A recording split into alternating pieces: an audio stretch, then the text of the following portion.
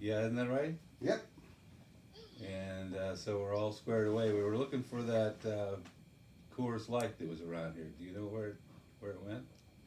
The beer? Yeah. There was only one beer left. What are you talking about? Okay. Okay. We'll get some.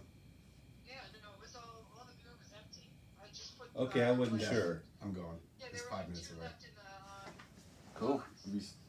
Okay. So I put them both in your fridge, and so they're. We're rolling, so you can. Yeah, start okay, if and you I want. drank the We'll be last right one back. last night, so. No, I got it. No, I got it. There isn't any more beer. Okay, we've got another option. Don't worry, Paula. I'm on a run now.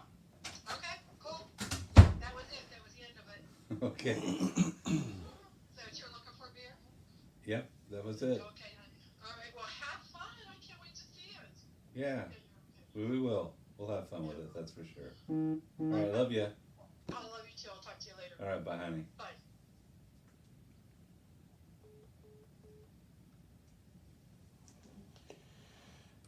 So We don't have the music, we don't have the beer, but we got each other. that's all we need. So growing up, Irish Catholic in Upper Arlington, big family. You Yeah. said a lot of get-togethers, barbecues and such, or Let's see. We would get together at the Shamrock Club. the same one on West Castle there. No, I think it was kind of downtown at that point, Okay. near the Neal House. The Neal House is another place we used to get together. So maybe I was thinking Neal House, but it was the Shamrock Club meeting at the Neal House. It was before they opened their own bar. They would arrange get-togethers. So it would be not just the Ryan family, but local Irish families. Yeah. And that And I would, got another part of the answer, which I'll save for when we're actually being tabled. sure. Well, I think it's rolling now. Is it really? Yeah. Oh, So okay. feel free to fill in any other color that you'd like. Okay, I didn't know we were live. Sorry about that. Oh, you're fine. That's what video editing is all for. We used to get together every Sunday over at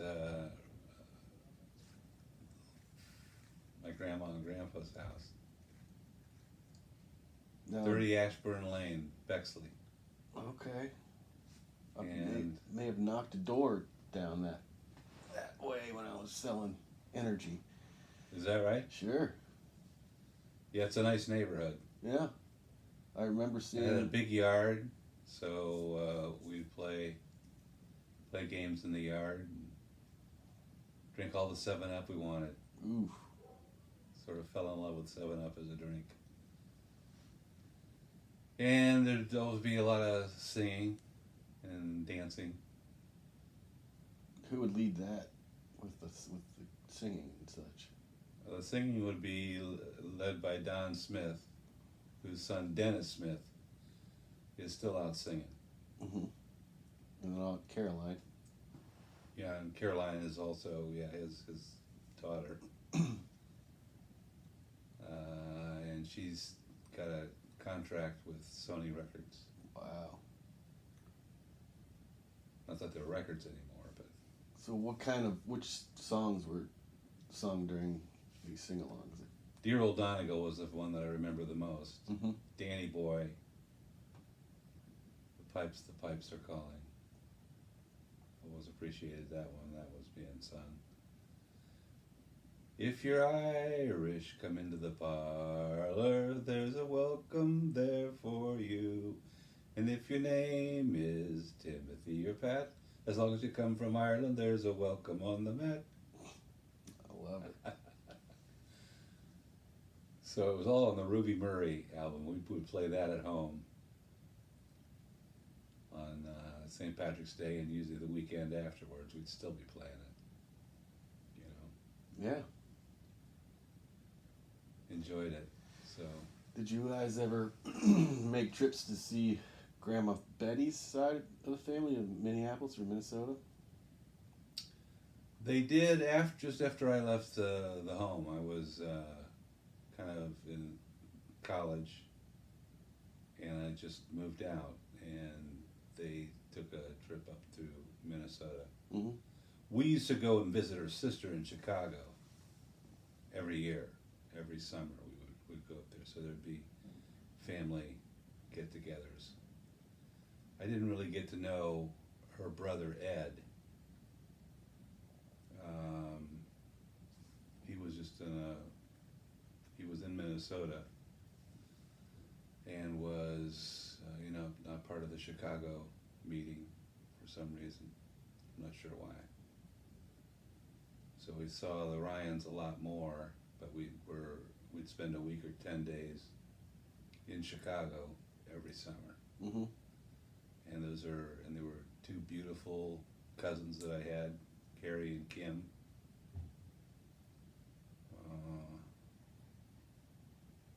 Did you get to Catola was the name, their last name. Did you get to explore the city when you were there at those trips? Or was it mainly just Pretty much no. Yeah. We stayed in the suburb. Yeah. And I'm not sure which suburb it was. I know it was 1050 Hibbard Road.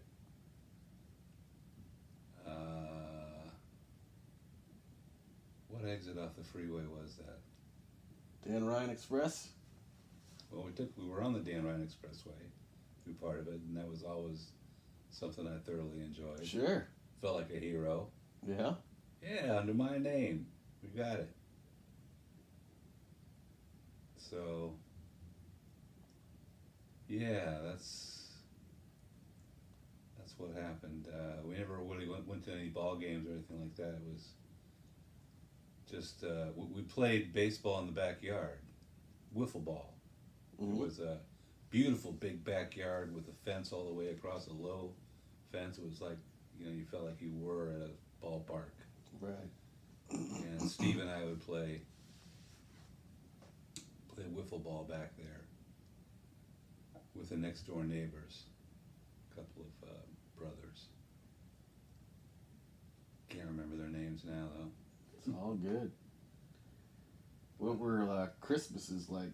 Such a large family. Well, there were lots of toys. I remember one time when I was older part of the group, I was second out of 7. Mm-hmm. So the next door neighbors, the Edsels, when we were on Brandon Road, we moved in on Brandon Road in 1951 when I was 3 years old. And I do remember one time being part of the Santa thing, or some things were being put together next door in the Edsels' basement. Mm-hmm. They let us in there to get some things ready for the girls or whatever. Not that I remember what those toys were, Mm-hmm. but I remember that being a special Christmas, because it sort of felt like Santa. And I was probably, 10 or 12 years old. Were you helping wrap gifts? Yeah. That's fun. Yeah, I was watching some things being put together. So Christmases were always a special time Do you have at the Ryans. Do you have a present that, when you were a kid, stood out? It's something you really wanted and you got it? Yeah, it was let's see, a Davy Crockett and a Fess Parker guy. He was on Disney. And they told the story of the Wild West, and I got the Alamo. They bought me the Alamo set, so I put together this great old building and had a whole bunch of Mexican soldiers and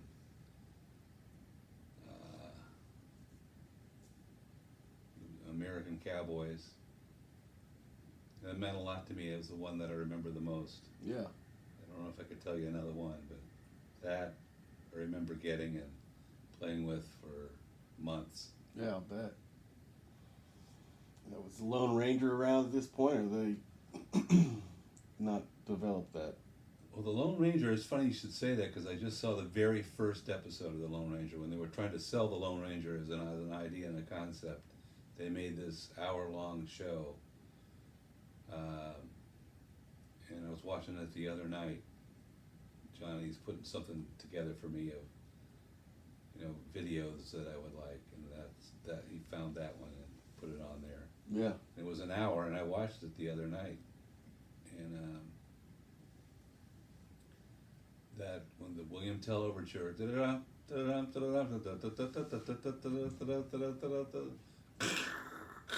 hi-yo, Silver! It's the Lone Ranger. Yeah. Don't remember the rest of it, but it still kind of excites me. Sure. Big Lone Ranger fan, big cowboy fan, and had a Davy Crockett hat, raccoon hat with the tail hanging Tail down on the back. Yep. What other cartoons or TV shows were big for you growing up? Peter Pan was huge. That came out in '53. So I was about 5 years old, and it's so well done. You know, the whole idea of flying, Right. and becoming part of it like that, and sailing out at night into the sky was something that appealed to me. Yeah. I remember Pinocchio. Were you a Mighty Mouse guy? I was a Mighty Mouse guy. As a matter of fact, I've got a VCR, VHS of him.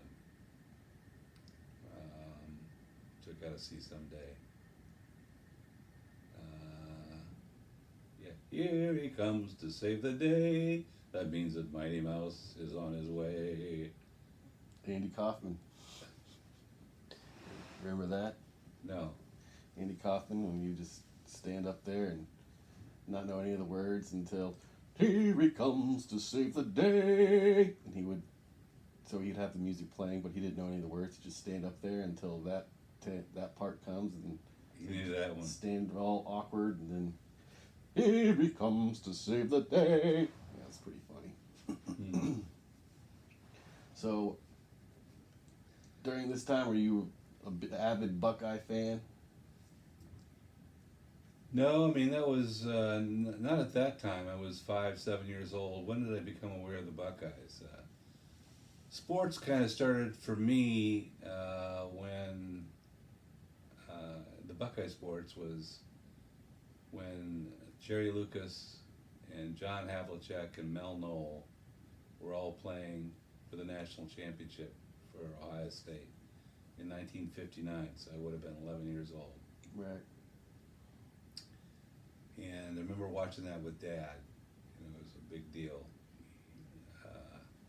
You know, to win the national championship. They haven't won it since. Right. They've gotten to the Final Four and stuff, but have not won it.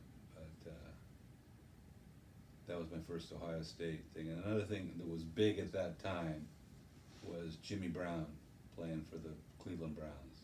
Mm-hmm. I'm still a Browns fan because of that early identification with that particular, the best player in the NFL history. I think he would still win it. You know, maybe you'd have Tom Brady or Joe Montana as possible other people that would be considered the best ever, but I think Jimmy Brown was huge, and Johnny taped some stuff for me. Watched him score about 100 touchdowns. I'm back. All right. This is for you long term, Dad. This is not for us today. Okay. Well, we've covered early family gatherings. Okay, so I guess I can watch the tape on that one. Early family gatherings, as in, like when Dad was young. Right. So like the Shamrock Club or the Neal House, they would all hang out there. And Dennis Toys Smith. that I identify with when I was in Christmas. Toys. Okay, so I have to watch the tape because there's more to come, I guess. Would you like one, Daddy? You want to wait for a while? Oh wait. All right. Get worn out when I get drink in the afternoon. Sure. Understandable. And Something that hits you when you're about 70. oh, it's Here I am, early. 72. We got a good run to go, yeah. Ways to go before we have to worry about that. We also talked about Favorite cartoons. He was big into Peter Pan. Oh man. Came out when he was 5. Mighty Mouse. Got into a little bit on sports. What was your baseball team growing up? Baseball team when I was growing up. Let's see, the Yankees. Mickey Matter of Mantle. fact, they were on the other day, and I watched another game from them. It was kind of like going back in time. Yeah. Here we are in this weird COVID time, and they're playing baseball with nobody in the stands. Right. But it's still the best baseball players in the country doing their best, and so it's enjoyable from a point of view of talented baseball players. But Mickey Mantle was a huge deal to me, and Whitey Ford, the pitcher, Tony Perez, Bobby Richardson at second base, first baseman Moose Skowron.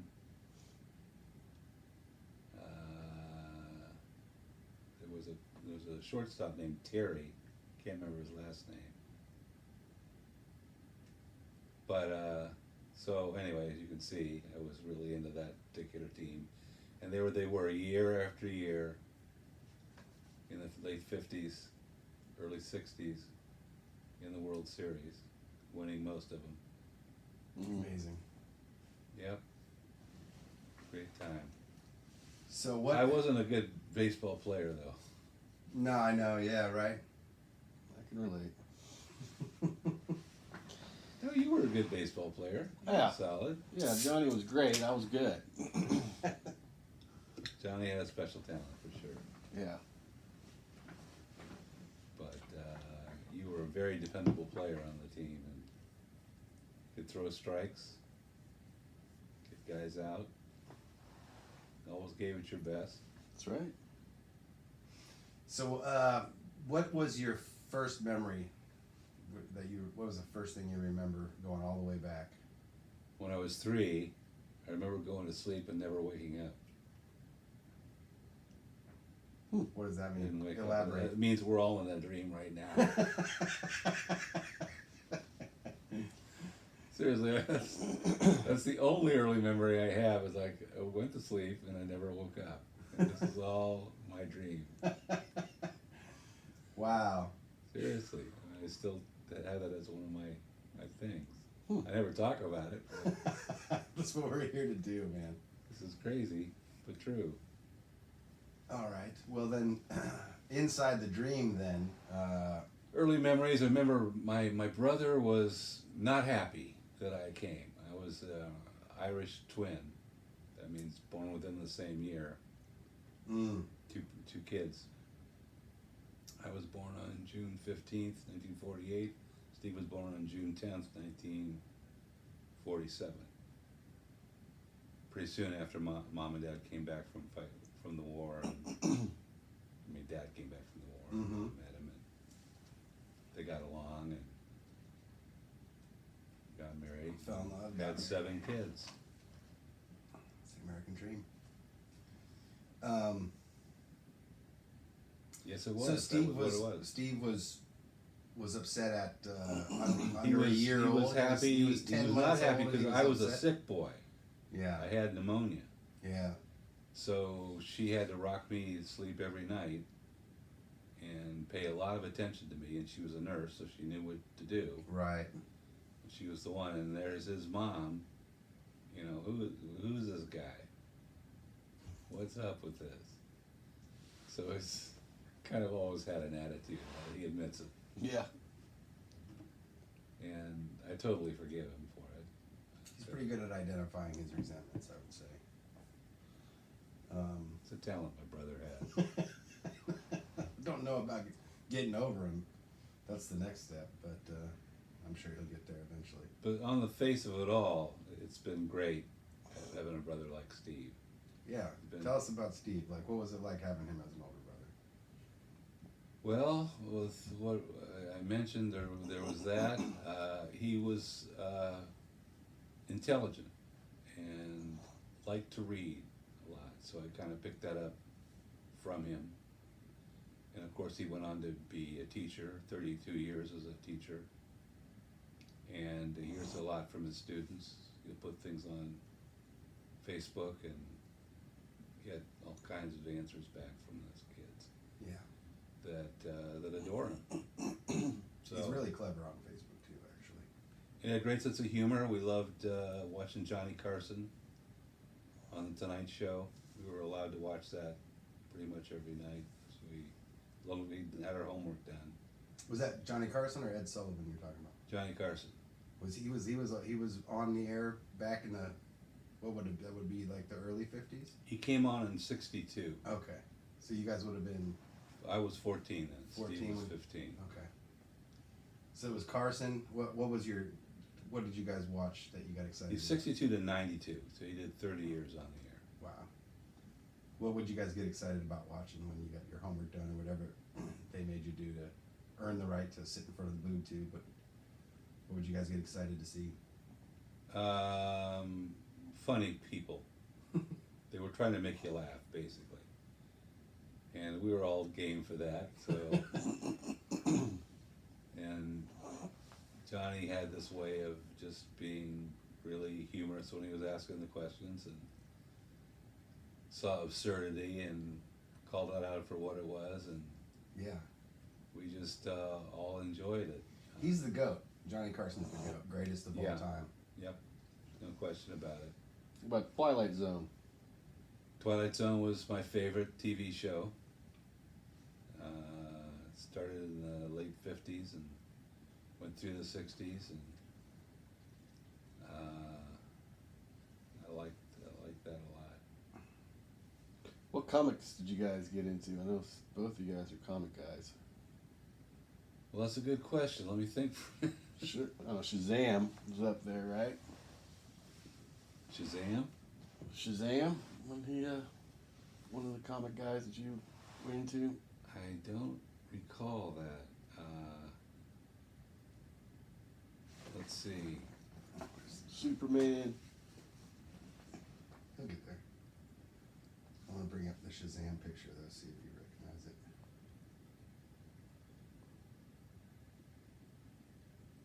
Oh, you mean the superheroes? Yeah. Yeah. Oh, okay. Comic book. We were talking about comedians.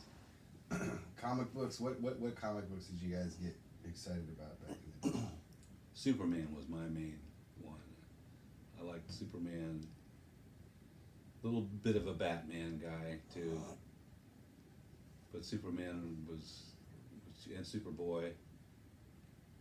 Those were huge. Supergirl, I like that. Just that main dimension really worked on me. Here's the cover with Superman and Shazam in the same episode.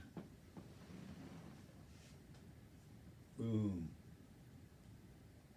Yeah, I always liked the lightning on his chest. Flash kind of stole that from him. Yep. The Flash was cool too. Yeah. I did like Flash. Did you see the miniseries? Deb turned me on to that one. We should probably sit down and watch that because I never got around to it either. That was a good one, right? Mhm. Worth watching. Sounds like fun. Daredevil was the other one they did well, I heard. Mm-hmm. Can't remember his name now. The guy that's I don't get no respect. Rodney Dangerfield. Rodney Dangerfield. Yeah, I kind of got off on him. He's hilarious. He's still funny. Yeah, he is funny. He's the king of the two-liner. Where it's like my mother took me to dog shows when I was a kid. I won every one. Yeah. Let's see. So, what is your first memory of your dad? First memory of my dad. Let's see. Just as a strong, calm influence in raising our family.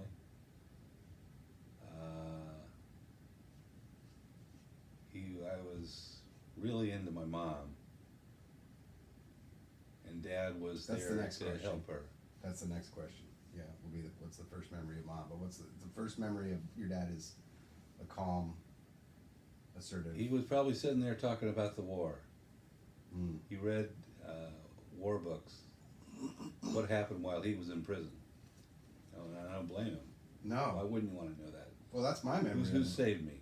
You know? Similar to my memory, which is we would just watch World War II documentaries together You and in the Grandpa? afternoon. Yeah, when, after we were done swimming or whatever and had done everything else, Yeah. it was time pre dinner TV for a couple hours. We'd watch World War II documentaries. Just carrying on Chris the Wallace is tradition. about to get a plug here.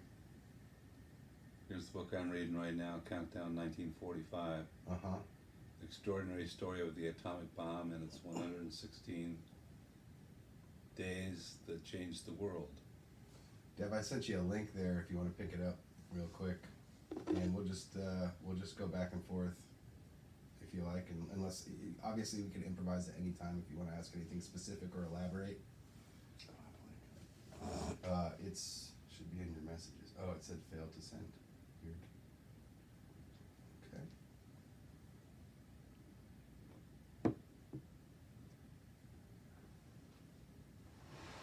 Let's do it again. All right. Well, I'll just pass it back and forth. Let's see. Well, the other thing I remember about my dad was him throwing the baseball too hard at me for me to learn it. It was, and I knew, and I watched him learn from what he had done, or what he hadn't quite understood. He was young and as a father, and I was young as a kid, Mm-hmm. but I've needed the underhand thing so that I could get to the ball and coordinate things. Right. He was firing things at me, that 4-year-old or 5-year-old's not going to be able to handle. Right. So I always had this fear getting into the baseball box, Mm. batter's box, and it kind of stayed with me. Yeah, so he kind of like accelerated that or magnified the fear aspect by throwing you in before you were ready for certain things. Now let me say this: he was a great dad, Yeah, I know. just a wonderful father. You could really talk to him with just about anything. Right, but he wasn't perfect. But he wasn't perfect. Right. And that's one of my early memories of him was like, I'm supposed to catch that? What is this thing? It's a glove? Oh my gosh. Yeah, so was Grandpa a good baseball player? Did he, I mean, part of the reason that I'm asking is because if he didn't learn how to do it. I a don't certain know, way, because I he wasn't wouldn't know how around to during teach. that time. Right. No legends he of- didn't show tremendous interest in it, except he expected more out of me than I was able to give him when I was in 3rd grade and 4th grade. Mm-hmm. When I should have been brought along a little more slowly than I felt like he did. Yeah. I look back at it like 6th or 7th grade. What happened? I mean, I was playing football Mm. just because of my dad. Yeah. Wanted me to do it. I Right, wasn't same here. particularly built for football. Same here. Yeah. Yeah, right. Yeah, I remember the ball you were trying to catch and you got hit and Cracked my ribs. cracked your ribs. I was done yeah. from that point. It's like, oh, I'm sticking with baseball. I've already got command of this game, so. But basketball was also pretty something you picked up too, don't you think? Because Yeah, I could play ball, and I was the last guy cut from the team in high school. But I had been at Catholic school, and the fathers all learn who plays and who Pick you're your going to count on, and they get picked to be on the team, and new guys don't, unless you really got the skills. Now I could hit the 3-point shot. right. They didn't give 3 points for it at that time, so it didn't really count so much. Oh, is that right? I didn't know that. Yeah, I could hit long balls, Wow. long jump shots, I should say. There were no 3-point rules back then, huh? No, that didn't happen until like the 80s. Well, that was a good, wise addition to the game. I agree. Makes those long balls that much more fun to see them sink. Exactly. Ooh. Another thing Dad did was he could Irish dance and sing. You could jig, dance and Yeah. jig. Yeah, Dance and jig at whenever the the drop of a Ryans hat. would be getting together, he'd be one of the ones that was doing the dancing. The old soft shoe. I remember playing, seeing him work it. Yep. Ray Parkin playing. They knew him. They loved him too. What areas of school were your favorites? Art. Yeah, Yeah. I can see that. I like to draw. I had, and that's the earliest memory of my mother. Was when I was 4. She was bragging about me to the next door neighbor, Mary Kelly. He can draw Mickey Mouse just perfectly. Wow, that's At age great. 4, or he was really a good Mickey Mouse. Were you and So- Steve competitive at all in that respect? Oh, sure, we were competitive about everything. And Steve was a decent drawer too. But he couldn't draw Mickey Mouse just perfectly. No, he didn't. He didn't get bragged about, and that pissed him off. I'm sure. My Mickey Mouse is pretty good. Come on. Something like that. Yeah, It's kind of how it went. that's great. All right. Well, other. Go ahead, Deb. I was gonna say, did you take to English, like writing stories and stuff? 'Cause you got that I imagination. loved English. Yeah. Creative I writing. love to read and study about great literature. Mm. Loved Shakespeare. What other writers did I like? Herman Melville. Did you ever try to get through Moby Dick? I read Moby Dick. You did. Wow, so Oh, did I. But it's a tough one. I mean, it's beautiful. It's easy to read. It's just a long Right. tome. It's literally a tome. Yeah. So It's about a giant white whale. So yeah. that was something I did, and yeah. And the other thing I got from Dad was a sense of humor. He was always looking at the funny side of things. Mm-hmm. So The tradition that continues to this day, and it's taught as the number one principle in my family right now, and as a result of being a part of the extended family. The number one principle is never lose your sense of humor. Like no matter what happens. one of the things I'm proud about of high school is out of the 560 students that were in my class, I was voted the best sense of humor for a guy. There was also a girl who won, Cindy Cook, the best sense of humor for a woman. That's hilarious. Cindy Cook. So I wonder people if thought I she's- was funny. It was good. Yeah, that is great. I'm sure theater had something to do with that. Oh, for sure. Or vice versa, right? Yeah. Yeah. One feeds the other. So what was your theater experience like? It was good. Steve was starting to talk about it. I was in junior high and he was in high school. And I think we went to see 12 Angry Men. Oh, wow. So I saw what could happen. All these, they're just regular guys getting up there and laying it out there. Mm-hmm. It was a big deal. Mm. It was very cool. And so I immediately started looking for opportunities to do that when I was in junior high at Jones Junior High School. All right, yeah. The Hastings. rivals, yeah. Jones was our rivals. I can't remember what that first theater experience was. I remember it. You do? I think so. I think I know your answer to that question. What? Give it to me. Harvey? No, that wasn't the. Okay, that wasn't the first one? No, this was when I was in junior high. Okay. Arsenic and Old Lace. Oh, what was that? I don't know that one. It's a classic. You know that one? Yeah. Doug? Yeah. It's a Saw it in classic. college. I couldn't give you the. What was the Harvey Let thing? you- Because that's stuck in my brain as I've ever you told me. Okay, I was gonna get to that. Okay, sorry. Take your time. I did Take Her She's Mine too. I was a romantic lead in that as a junior. So I was kind of a thing, theater-wise, at the school. So the head teacher on drama asked me what I wanted to do for a senior year. He was going to let me pick the thing, and I had seen Art Carney from The Honeymooners do Oh, yeah. Elwood P. Dowd, the lead in Harvey, and I loved it. It was brilliant. One of the best things I've ever seen, and gee, I'd have a chance to do that. Wow. I'll absolutely take that. and so I got to be in that. Brad Frick played a doctor in it, and Paula played a nurse in it in her senior year. That's awesome. So cool. So we all have that to share. Wow. And it continued through college. Well, before the rock and roll thing hit me, I was doing The Lark, where I played,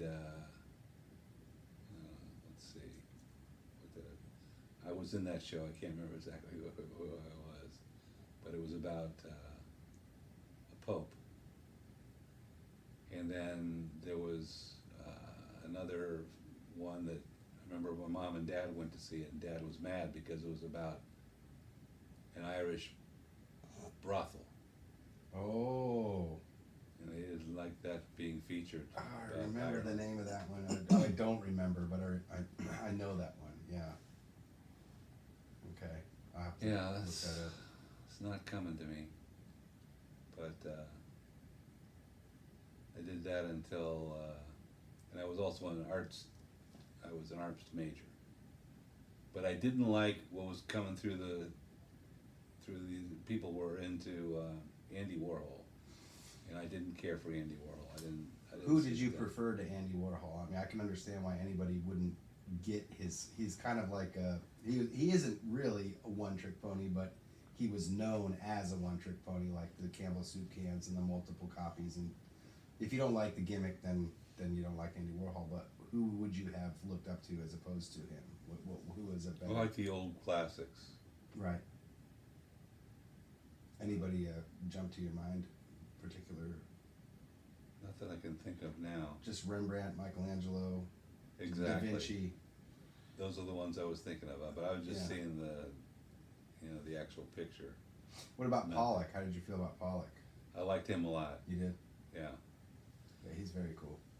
I mean, mimics nature. He so- was, yeah, he was different, not doing the classics type thing, Yeah. obviously, but He he broke the frame. was so brilliant at what he did that I liked that. He was one of my favorites of that ilk. He's a nut too. That's why I like him. I mean, I like his paintings and that he's a nut.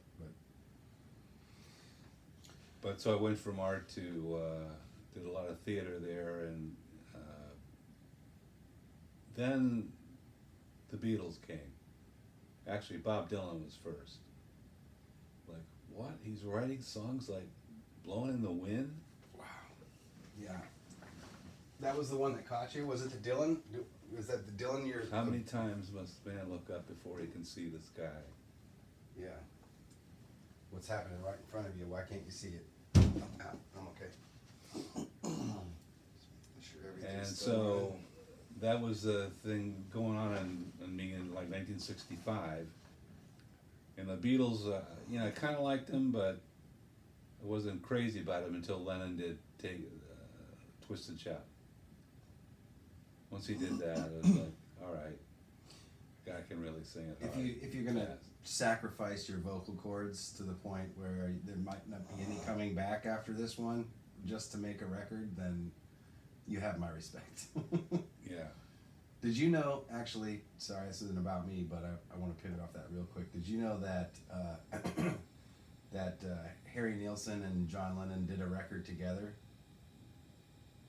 And they had a shouting competition in, let's see, Many Rivers to Cross, you know, the Jimmy Cliff song. Yeah.